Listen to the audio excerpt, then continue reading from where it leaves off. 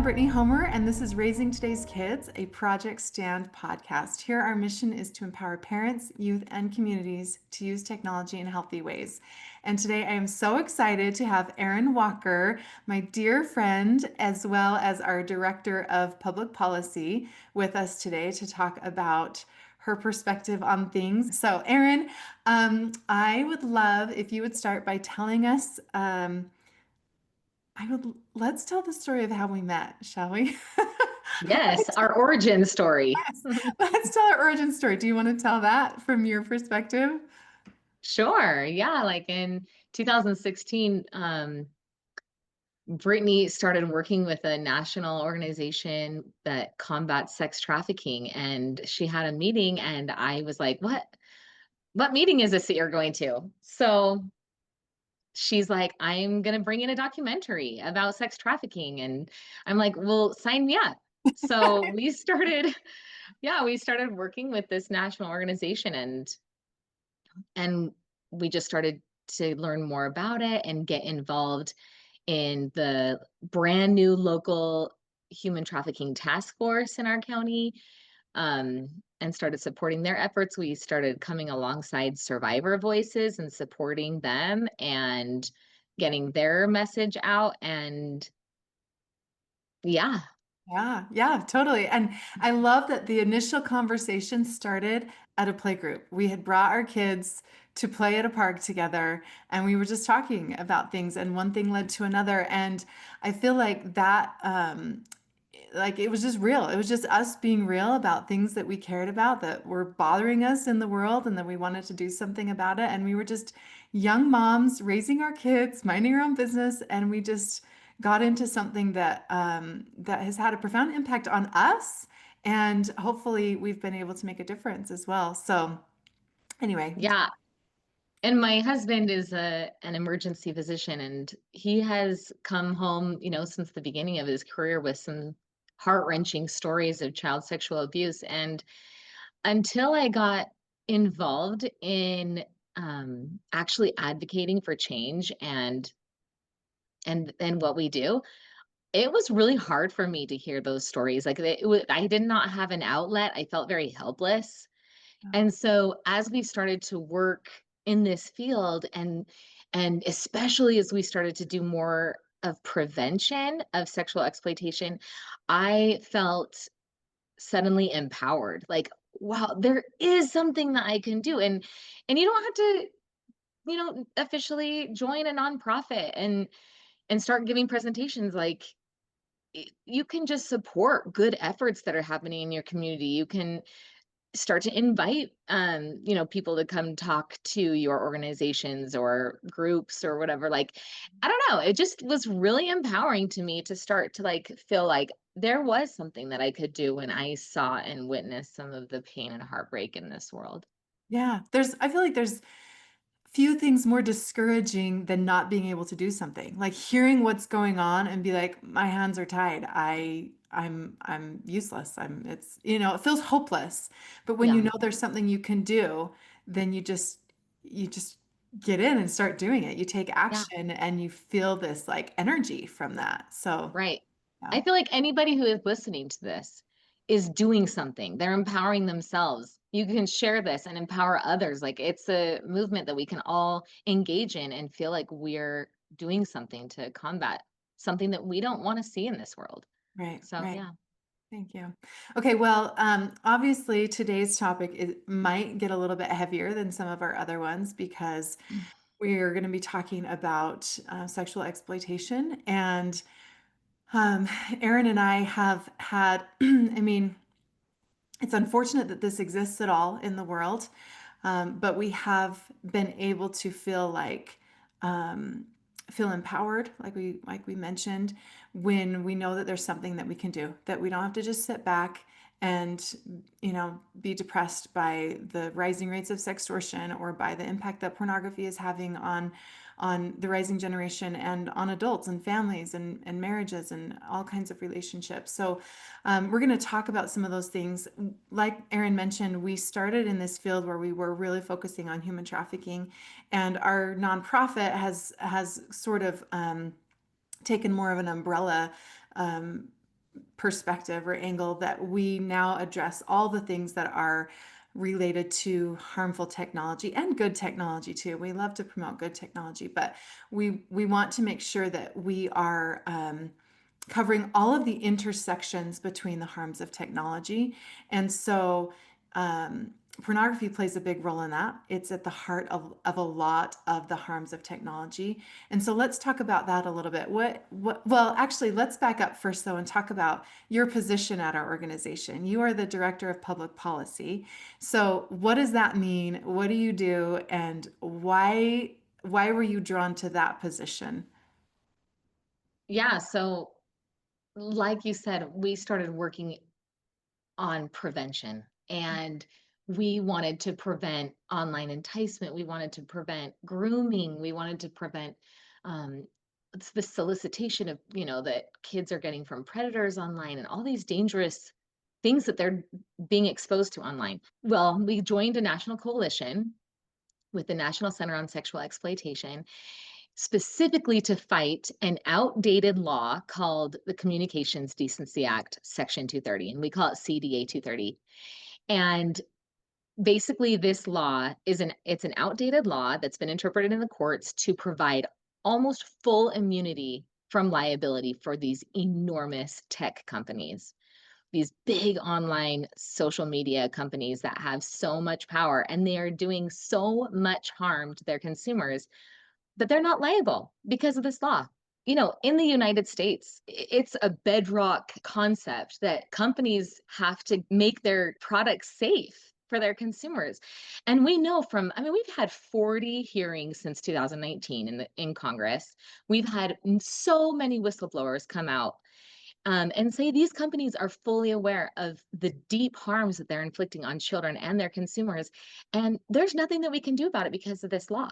So that got me riled up. And I was very like, we can do something about this. We can talk to our senators. We need to make these big tech companies accountable so that they have a safe product. And they need to start putting some of their income into safety by design.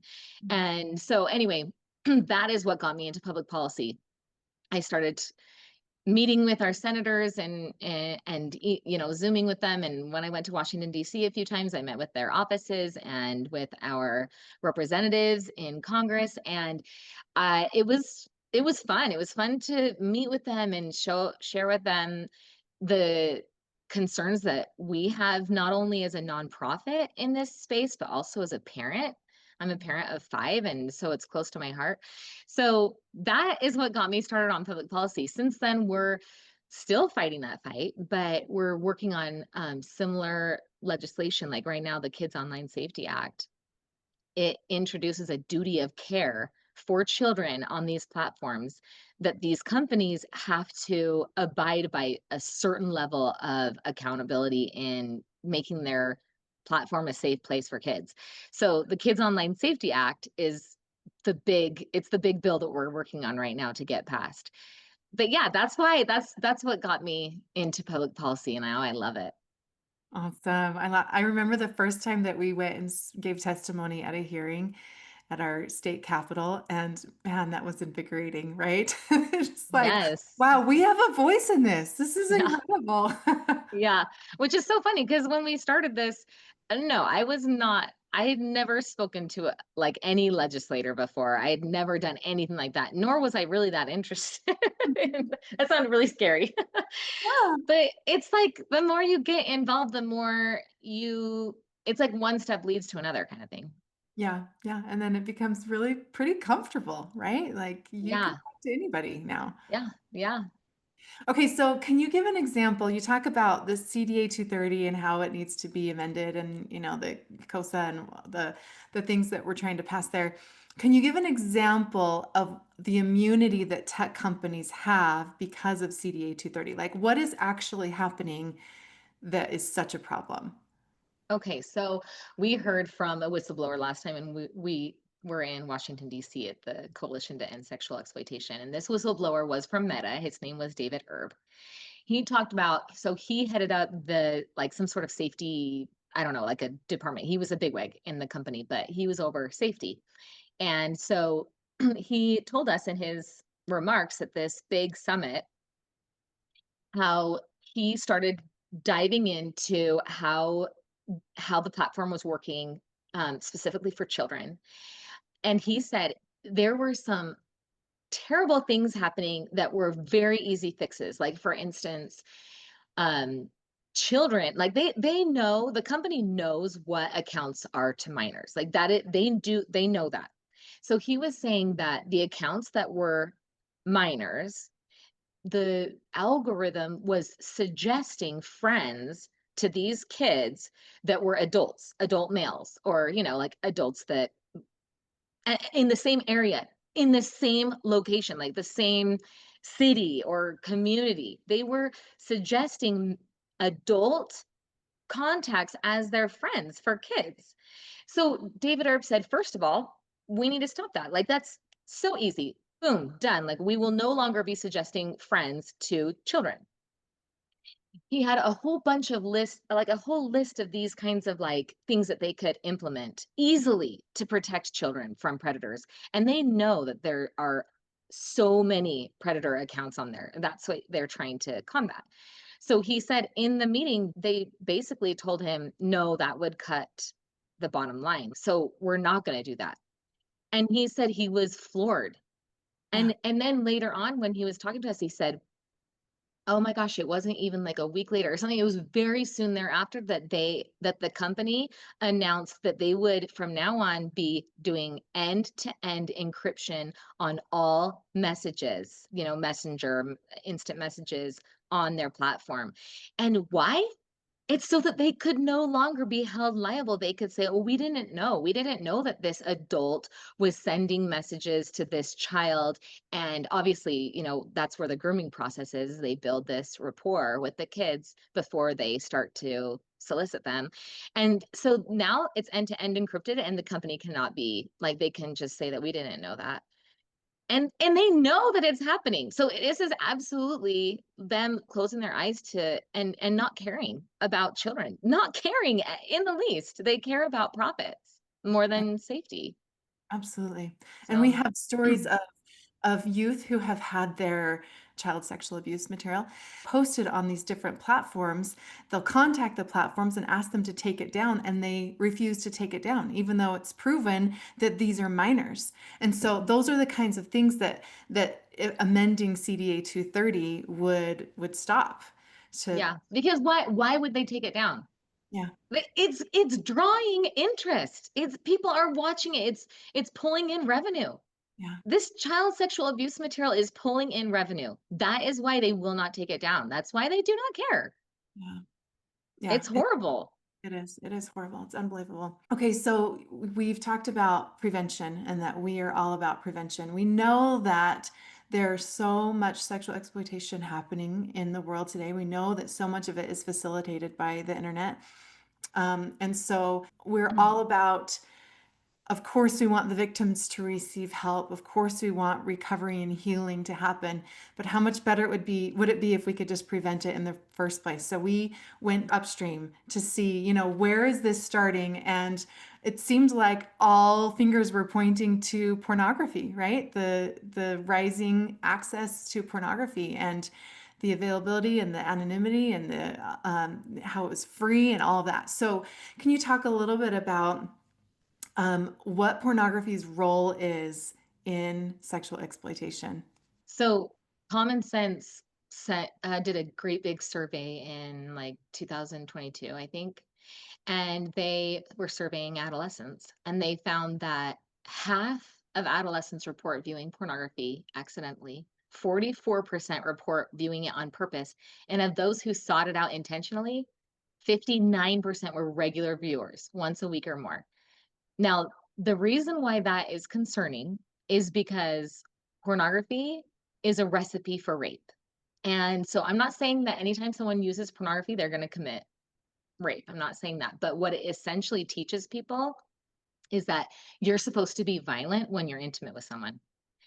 And so, okay, let's talk about this research that came out of it was the University of Arkansas and NYU. They found that in 88% of the scenes in porn, there was aggressive behavior such as spanking, slapping, hair pulling, strangling, bondage, choking, and usually it was a man towards a woman. And they found that in 95% of the time when there was aggression, the victim, which was usually a woman, would respond with pleasure or gave no response at all. So, when young kids are looking at this, they think, "Oh, she likes to be hit." And the girl's thinking, "Oh, if he hits me, then I should like it." Actually, there was this another study, I don't remember where it happened, but the researchers conducted this study where they did brain scans of men while they were watching pornography. They wanted to know what part of their brains were lighting up as they were watching this. And they discovered that it was the part of the brain that deals with objects, not with people. So the more that we dehumanize somebody, it's easier to commit violence against them. And that's what porn does. It's dehumanizing. Absolutely. It's also an escalating behavior. So, as somebody becomes more and more accustomed to what they're viewing, they need to see more deviant and violent acts in order to continue to feel aroused. They said things that used to lead to disgust now seem less unusual and more common and even normal, and over time come to seem sexy. So there's like, maybe I'll just run through some of the negative impacts of pornography. Does that sound Yes, good? please. Yeah. Okay, so first of all, it distorts consumers' understanding of healthy sex.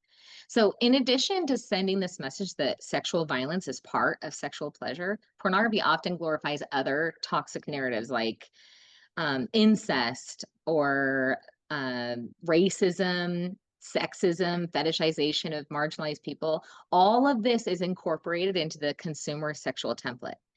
And since many people turn to porn to learn about sex, it makes it really challenging for young people to prepare for healthy sexual relationships where their consent and their boundaries are going to be respected. Mhm. It erodes appropriate boundaries about safety, health, and touch. So, in other words, porn is a predator. And when kids consume it, they're actually grooming themselves and making themselves more vulnerable to future sexual abuse. Yes. Um, Research is telling us that the average age of exposure to online porn is maybe somewhere around 12 years old, 11, 12. So you have to consider all the kids that are even younger than that that are being exposed to porn. And the problem is that they don't recognize it for what it is. They haven't been taught it, they can't identify it, but they're curious. Curiosity keeps them coming back, but there's shame involved. And so it becomes this cycle of secrecy and they get deeper and deeper while caregivers have no idea.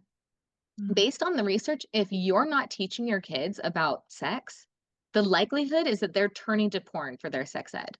And that's very concerning considering that it is not only correlated with sexual violence, but they have so many studies showing causation that it Yeah. leads to sexual violence. So, like I said, when I say that kids are looking at porn, they're grooming themselves for pedophiles.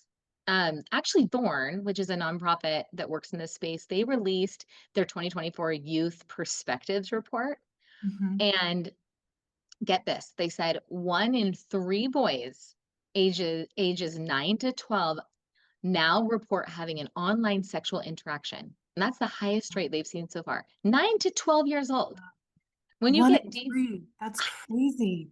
I know, but if you get deeper into the data, it's not actually showing any difference in their online behavior. What it's showing is a shift in predatory tactics. Oh. So these predators are very intentional in where they're targeting kids. They're finding them on popular gaming platforms, social media, messaging apps where they can build these private relationships. They initially engage the boys maybe through like sharing gaming interests where they like offer virtual gifts or game loot, or they present themselves as peers that are facing some of the similar, you know, difficulties and challenges that these kids are facing. This trust building phase makes the eventual sexual solicitation more likely to succeed and harder for boys to recognize as predatory. Mm. And that holds true even when the boys suspect that they're talking to an adult. Wow. So when I'm saying, yeah, like when we talk about kids that are grooming themselves from pornography, what that's saying is that the kids who have a history of exposure to pornography, they're at much higher likelihood to engage and respond to that kind of online solicitation. And not just to in this scenario, but they're much more likely to experience any type of sexual exploitation because of their past history of porn use. Mhm. Wow. So, yeah, I mean, they're really at high risk. And the National Center for Missing and Exploited Children says that financial sextortion is the number one problem and issue facing teen boys today. Like that's when these predators online, they've created this rapport, then they solicit pictures from these boys, and then this isn't always how it goes, but when it comes to financial sextortion, what happens then is that they immediately flip and they say, I'm sending this I'm sending this picture or video that you just sent me to all of your friends on Snapchat because I have your list right here. I am telling the world, I'm going to tell your parents, I'm sending this out. I will ruin your life if you do not send me money right now. And it's full court press. They're very good at what they do. Mhm. And the kids are they scrambling. They don't want to tell anybody. They're trying to send as much money as they can. And then, very often it ends in suicide. Yeah. Yeah, like Jordan DeMay, who I Yeah. interviewed his father, a few months ago on the podcast, and horrible, horrible. Yeah. And the FBI actually released in 2022 a national PSA regarding this explosion of sexting scams that are targeting teen boys and resulting in teen suicides. So, I think, this is this is a huge problem, and if they have a history of porn use, they're so much more at risk. Yeah. Okay, so we can either be terrified by that and wanna crawl into a rock and bring our kids under there with us. And we certainly can't wait for the government to make all the changes and to change CD 230 and COSA or whatever. What can we do as like, what's your advice to parents from your perspective with all of this knowledge about the harms and how porn is creating all these problems and is a problem in and of itself?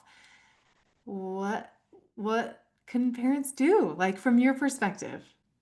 Yeah, I mean, there's actually so much that parents can do. First of all, they can educate themselves about what's really happening online and the dangers. And then you can, decrease screen time, take back childhood, and be outside and be using their creativity. Screen time is associated with all kinds of negative harms, including what they're being exposed to. Delay the smartphone. And once you do give your child a smartphone, make sure there's no internet, no access to the app store, definitely no social media. Delay social media as long as possible. I would recommend every parent read The Anxious Generation by Jonathan Haidt. It Mhm. is so, so well written. I think everybody should read it. In fact, my teenager was very, very highly motivated to get a smartphone last year, and I said, okay, well, how about this? If you read The Anxious Generation and you take notes on each chapter and we talk about every chapter together, then if you're capable of reading that and processing it and talking to me about it, then I think that you're ready to start your journey with a smartphone. Wow. And she did. You guys, they are so motivated. We parents can use that motivation, Yes. don't waste it. I love that. So, yeah, so she read it and now she has a foundational understanding of why I say no, we're not doing social media, or why I say, all the different rules that parents have. She like has read the whole thing. And so now when we talk about friends that she's worried about, she understands. I think our kids understand some of these harms. But normally they can't really um, express what the problem is or what their concerns are, but we have really good conversations because she's educated on it.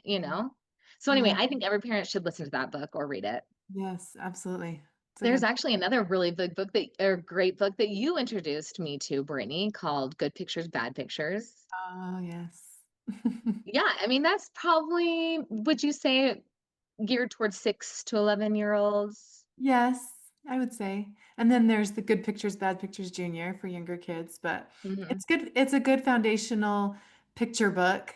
And so I feel like this book does a really good job of identifying what it is and educating kids on how to not get involved in it without scaring them or making them curious or whatever, and gives them a game plan for if they do come across it. I think that just like we talked about at the beginning, how when you know what to do with the problem, you feel empowered. You don't feel disabled by it. And so knowing, okay, if I come across this, what I'm going to do is, I think in the book they call it the can-do plan. In White Ribbon Week, they call it tic-tac-toe. It's basically steps to take, like in tic-tac-toe. Turn it off first of all. Shut down whatever device has the pornography on it. And then number two, talk to a trusted adult, and so you can have that like open conversation and get out whatever thoughts and feelings you might have had while you saw it. And then number three, turn to something active so that you're distracted from it and that you're filling your mind and your body with something else, with other things that might be hobbies or healthy activities and stuff. So yeah, it's a great book. It's awesome. And you can just buy it on Amazon. It's called Good Pictures, Bad Pictures, Porn Proofing Today's Young Kids by Kristen Jensen. Hmm. And I mean, you know what? Probably the best thing about it is that it breaks the ice. Hmm. Allows you to have a conversation with your kids. And when I was reading it's a read along book. So when I was reading it to my kids, like the older ones would be around, the younger ones would be around, but it reaches to their level of understanding. It's just really well done. So um, I would say to parents in how to continue to protect their kids, that turn on all parental controls on their devices. Use a filter for the home router. I would say eliminate access to their devices at night. Many Hmm. kids are, getting into trouble and seeing this stuff at night. That's when cyberbullying is most likely to happen. It's when their inhibitions are low. They should not be using their phone at night. And don't allow them to say, but I need it for my alarm clock. Go buy them an alarm clock. We've all been there. There's no judgment. I had a teenager that was saying the same thing to me, and I learned better. I'm like, no, actually, I'm finding out that you're up all night, and it's not good for them. And Yeah. so, get an alarm clock, use a docking station where all the phones are like in your bedroom at night, accounted for. But probably most of all, and I think Brittany would do such a good job of like really um harping on this, is having a good relationship with your child, of fostering open communication, fostering a healthy relationship where they can be, you can be their trusted adult. That's the greatest protection a kid has. Yeah, yeah. And helping them know that it's okay to make mistakes and that no mistake they ever make is going to get in the way of your love for them. Like that you are a safe place to come and tell your mistakes to. That I will love you no matter what, and I'm going to help you get through it. And and I think that it's really important as parents that we are careful in how we react to our kids when we find out things, like when you if you find out your child has been on their phone all night, when it was supposed to be in the docking station or whatever.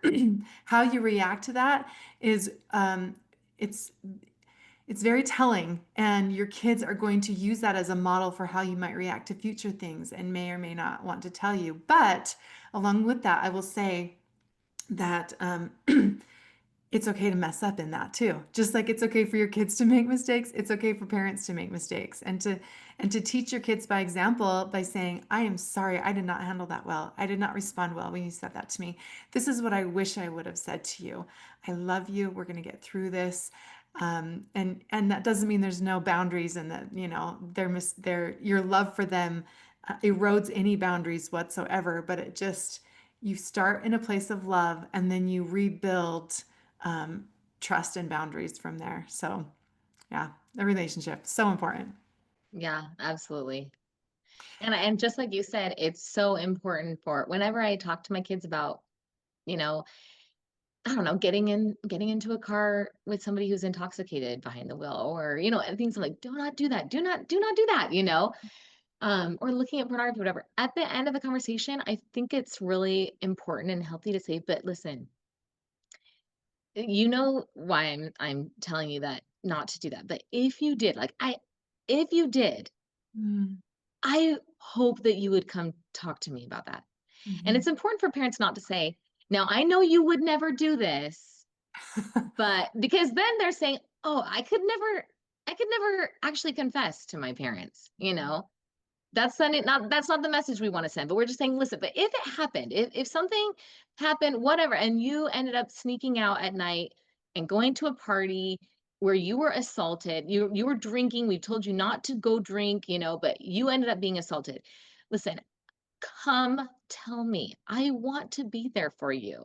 Like Yeah. I will help you through it. And I think it's important to have those like caveats to our kids, like rule, but listen, Mm. if you did it, please come talk to me. I want to be there for you. Yeah. Because a lot of kids don't tell their parents when horrible things happen to them, traumatic, awful things happen to them. Because why? Well, they're not supposed to be sneaking out at night. And they Yeah. were told not to go drinking. They were told not to go partying, you Yeah. know? Get They're on their device worried. or to they're not supposed to have Snapchat or Yeah. whatever.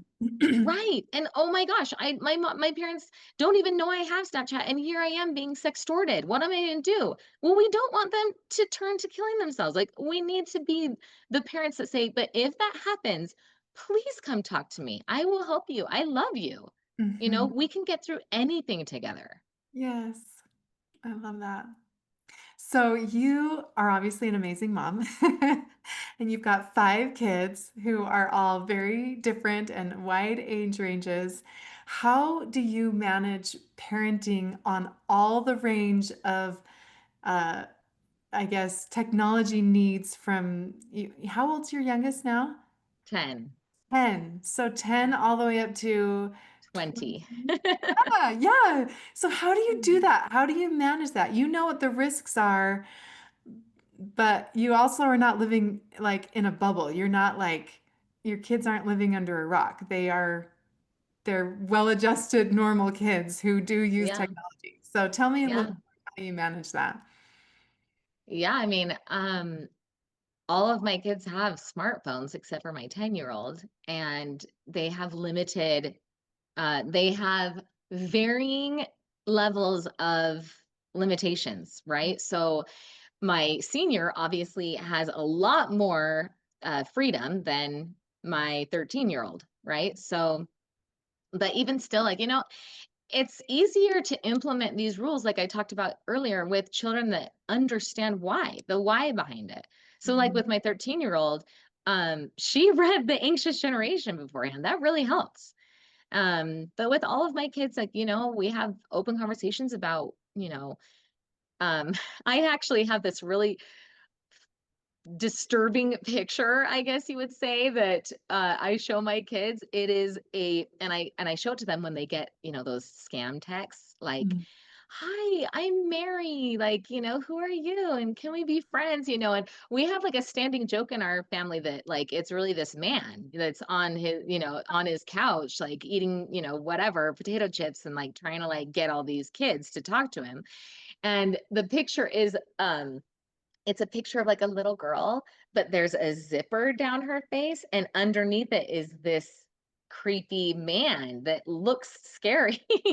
You know, Mhm. even though that's not necessarily like predators don't necessarily look scary, but it's just showing, oh, you think that this person that you have a relationship with online that's like your friend, your gaming buddy, you think that's a peer? No, that's probably not a peer. That could very well be a predator, you know, hiding and trying to be friends with you.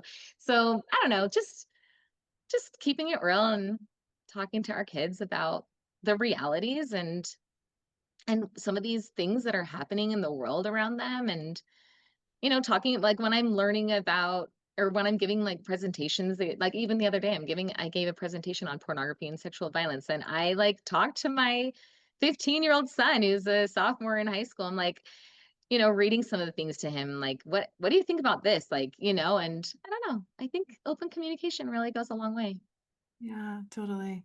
I have found there are so many things that, there are times where my kids don't open up to me and I find out after the fact things, but there have been so many times where my kids have come to me and been like, Mom, look at this text I just got. What do I do? And I love that. That is like of course, I don't want them receiving those texts, but my favorite thing is that they will come to me and say, what should I say? Or what should I do? And I'm like, okay, well, and we assess the situation and we'll either block that number or, do a little bit more figuring out to figure out who it is or whatever. But yeah, when they're willing, when they know that they can come to you and talk to you about things because you're open with them and you're real with them and you know and you acknowledge that they're not perfect. It's okay, to that they are going to make mistakes, and here's what to do when you do make mistakes.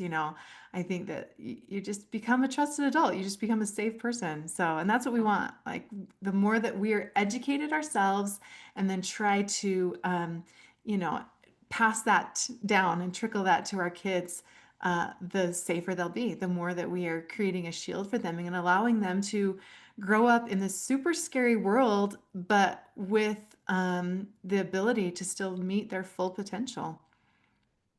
Absolutely. Yeah. Okay, well, is there anything else that you want to say to parents who might be listening today? Yeah.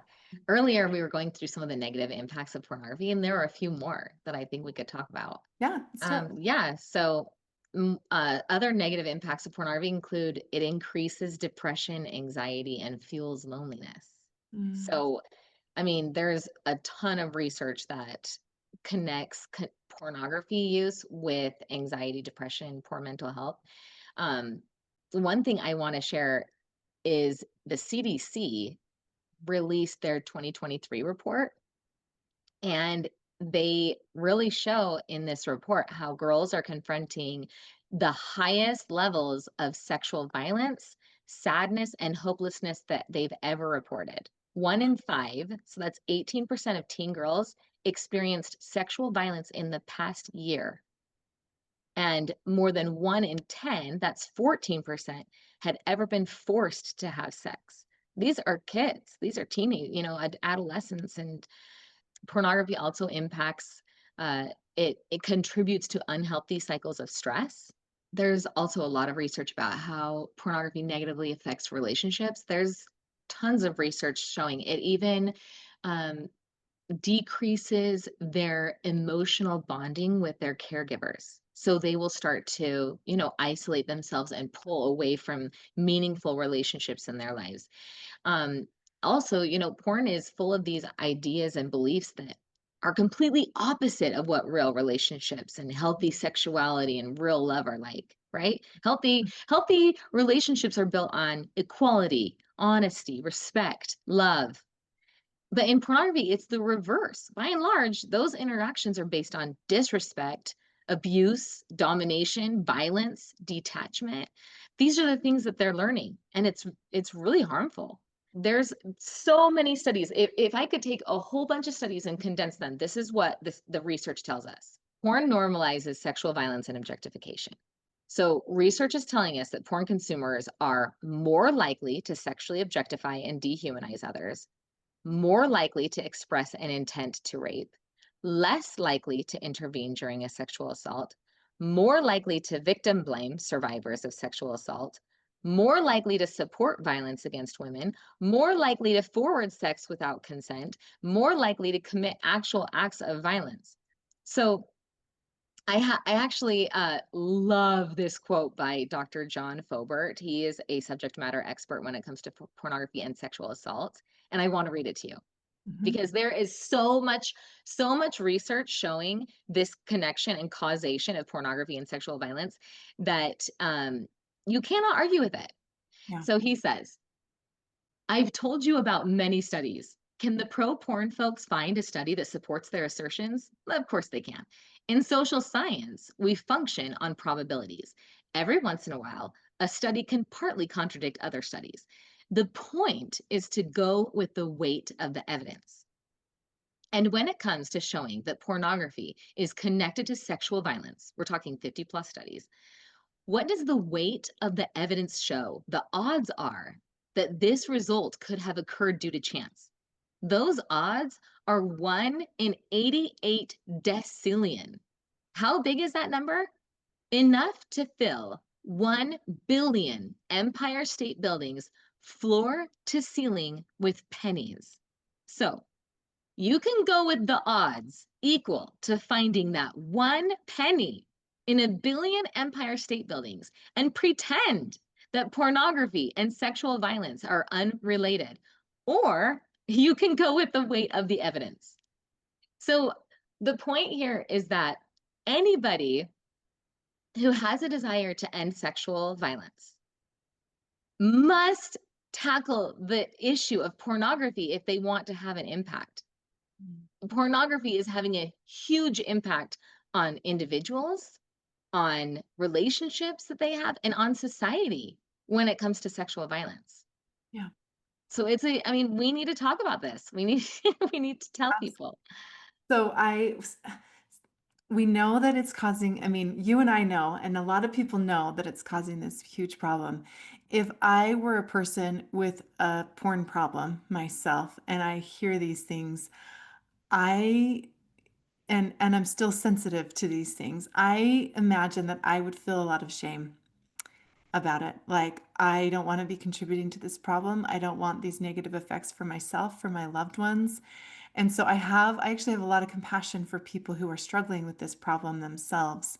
Um, can we talk for a minute about how do we respond? What do we say to people like that who don't want to be part of the problem, who recognize the problem, but it has such a firm grasp on people. Like it's so easy to become a habit and then a compulsion and then an addiction eventually. So I don't know, what are your thoughts on that? Yeah. Well, first of all, pornography absolutely can be an addiction. It has all the markers for addictive behavior. Hmm. And yeah, I mean, even a lot of, we know from common sense, but a lot of research is showing that guilt can motivate healthy change, Hmm. but shame fuels problematic porn habits. So yeah, we need to have a lot of compassion for people who, um, I've heard so many stories of people who were sex buyers. Hmm. And they say, well, I was first exposed when I was 8. So we know that a lot of people who are perpetrators now, they started out as victims. Hmm. And so to know their background and how pornography, affected them as a child when they're so susceptible and vulnerable, that should change our hearts towards them. You know, there's still consequences, but it's really important for us to understand that. A lot of porn users are obviously not to the point where they're sexually assaulting others. And Yeah. some they may or may not recognize the damage that is happening in their own lives or with their relationships, or that they're fueling, societal horrible societal issues, like the commercial sex trade and all the exploitation that goes on there, and sex trafficking, whatever. But I would say if somebody does recognize, this is starting to damage the way that I view women, or whatever, they see some of this negative impacts. The beautiful thing about the brain, it has what's called neuroplasticity, which allows it to change and evolve both in ways that are damaging and harmful, but also in healing and recovery. Recovery is 100% possible for people who have a porn habit of any shape. There are lots of really great resources online. One that I'm familiar with is by Fight the New Drug. It's called Fortify, and it's an app that helps porn users stop their habit. But there's Mhm. a lot of resources online that are free, Yeah. or paid, whatever. You can find what works for you. But there's communities that are lots of people working together and mentoring each other and supporting each other.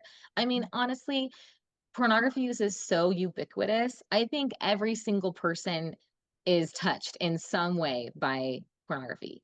Yeah. And lots of wonderful people in our lives struggle with it. And Yeah. they're good people. They're not bad people. Yeah. They're good people. And lots of people are trying to stop it, and it's really hard. So I think compassion, number one, is going to be helping people and, like supporting them in their good desires to change. Absolutely. Thank you. And yes, I agree. There are so many resources. What would be your final thoughts that you would want to share with parents on this subject? And with that, your hope? Like, what gives you hope in, in parents and in raising this generation of kids who have such easy access to such harmful materials? What gives me hope is probably my own children, because they're such good kids. And I know that they're not perfect. Just like anybody who's listening, we have good kids and they might be struggling, but they're good and they want to be good. And whether they're making good choices or not right now, that doesn't affect how inherently good they are and the potential that they have for goodness. And so I think that the love of caregivers, you cannot underestimate that.